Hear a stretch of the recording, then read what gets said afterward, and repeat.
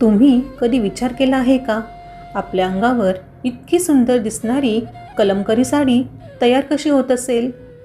कलमकरी साडी मुख्यतः आंध्र प्रदेशातील श्रीकालहस्ती आणि मछलीपट्टणम या भागामध्ये प्रसिद्ध आहे.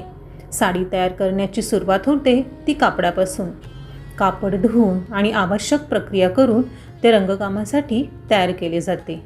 यानंतर श्रीकालहस्तीच्या पारंपरिक पद्धतीत कलम म्हणजेच पेनसारख्या साधनाने कापडावर सुंदर नक्षी काढली जाते.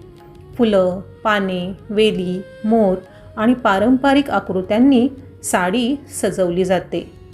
नंतर या नक्षीमध्ये एक एक करून रंग भरले जातात. प्रत्येक रंग कापडावर व्यवस्थित बसण्यासाठी वेगवेगळी प्रक्रिया केली जाते. तर मछलीपट्टणम कमलकरीमध्ये लाकडी बॉक्सच्या मदतीने सुंदर डिझाईन्स कापडावर छापली जाते. रंगकाम पूर्ण झाल्यानंतर साडी धुवून रंग पक्का केला जातो. त्यानंतर साडी वाळवली जाते, इस्त्री केली जाते आणि शेवटी ती आपल्या नेसण्यासाठी तयार होते. म्हणूनच कलमकरी साडी म्हणजे फक्त सुंदर डिझाईन नाही, तर कारागिरांची मेहनत, पारंपरिक कला आणि भारतीय संस्कृतीचा सुंदर संगम आहे. तुम्हाला कलमकरी साडी आवडते का? कमेंटमध्ये नक्की सांगा.